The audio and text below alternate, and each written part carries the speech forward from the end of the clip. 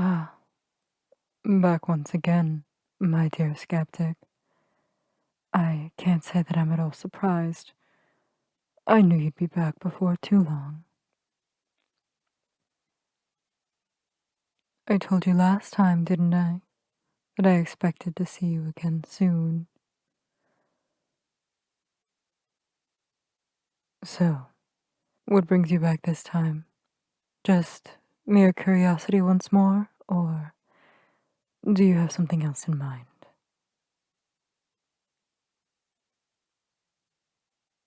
Oh, you're interested in the sleep spell this time?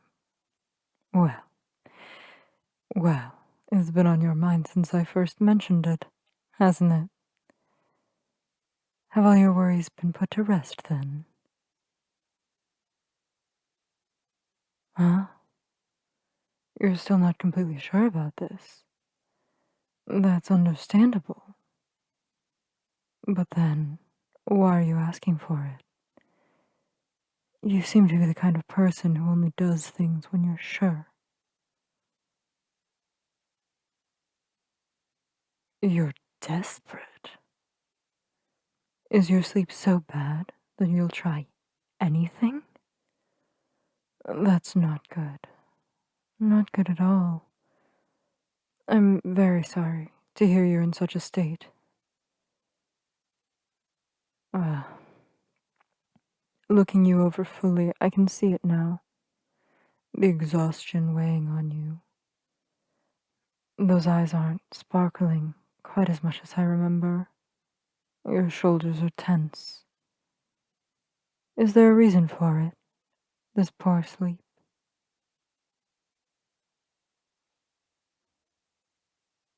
Nothing. That's odd. No added stress of late? Nothing new your body or mind is struggling to adjust to?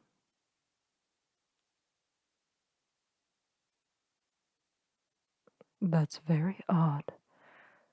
Are you unable to get restful sleep, or is it exhaustion no matter the amount? A bit of both. Hmm. Nightmares? No. How very strange. Hmm. Why am I asking?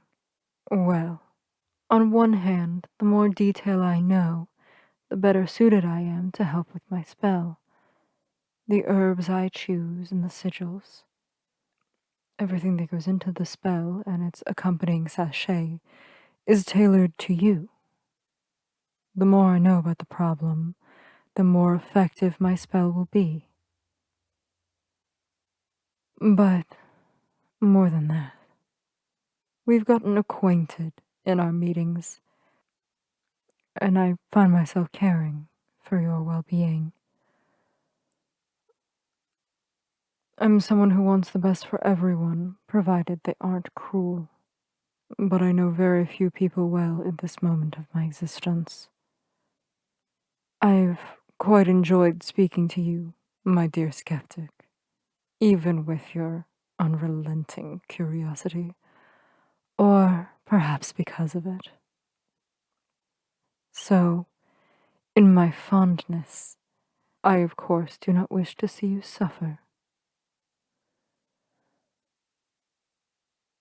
Do not take my fondness lightly, my dear skeptic.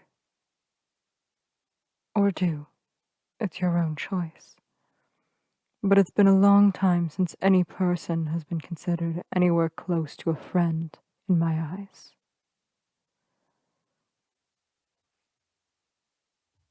Well, now, if you're so set on this spell, we should make our way back to my cottage. I can't exactly prepare anything here. All my ingredients are in my cottage. This is merely a meeting place.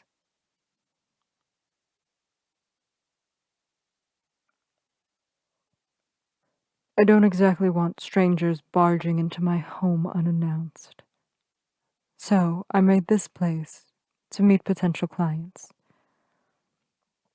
It's merely a comfortable place to speak and stay out of the elements should the weather turn.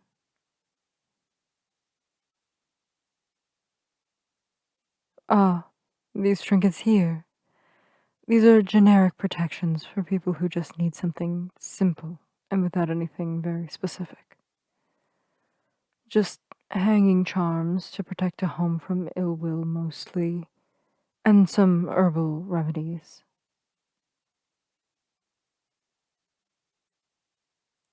While herbalism isn't actually magic, it has its purpose.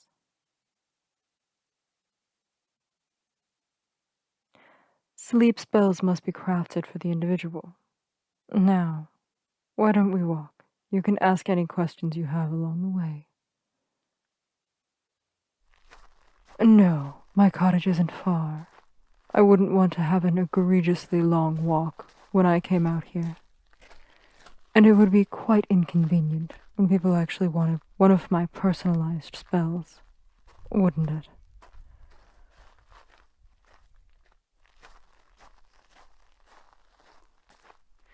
See, indeed, a separation makes sense, but there's no need for extreme distance. Especially when I know a thing or two about sigils, although I'm no expert in that field. Ah, I forget you're not familiar with this world.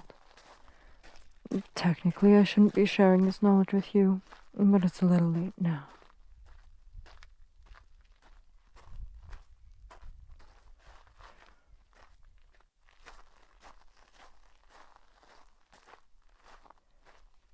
While I do practice herbalism as your typical definition of a witch, real magic is nothing like that spouted by tarot readers or other such so-called witches.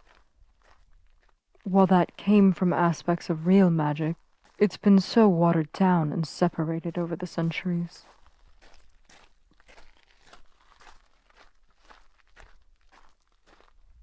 Why am I not supposed to tell you? I should have expected you to get more caught up on that than the rest. Well, there are rules for the sake of safety.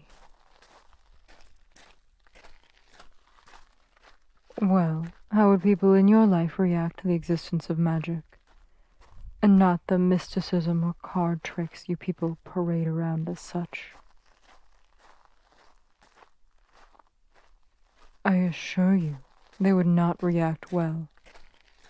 Or there would be many people who wouldn't react well. And that causes panic and chaos, which makes things dangerous. Here we are. Come in now, my dear skeptic. It's better to continue this conversation inside anyway. You never know what could be listening.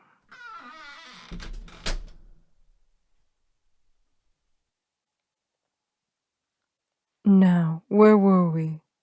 Ah, yes, the spell. Let me get working on that sachet. You may ask any questions on your mind while I work. There's only a small part where I need silence.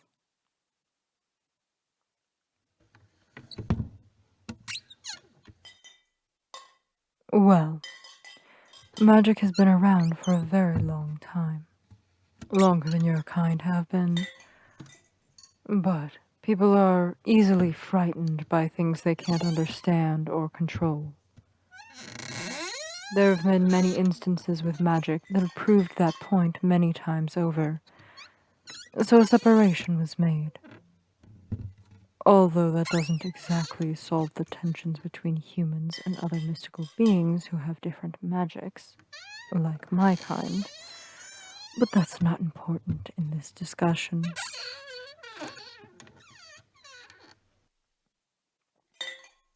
Ah, the herbs are almost ready now. Again, the fixation on why I'm telling you all of this. You're curious, but seem to have a level head, my dear skeptic. My intuition is exceptional. It comes with what I am. and I can tell that you will cause no harm with the information I've presented to you. Just keep it to yourself until the time is right.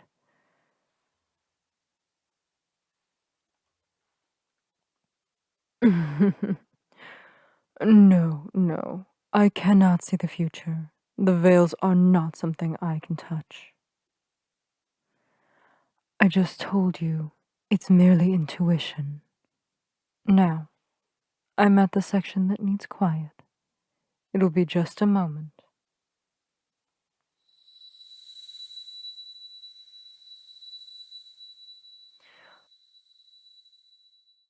Ah, there we are, imbued with magic and ready to aid in your sleep, my sweet.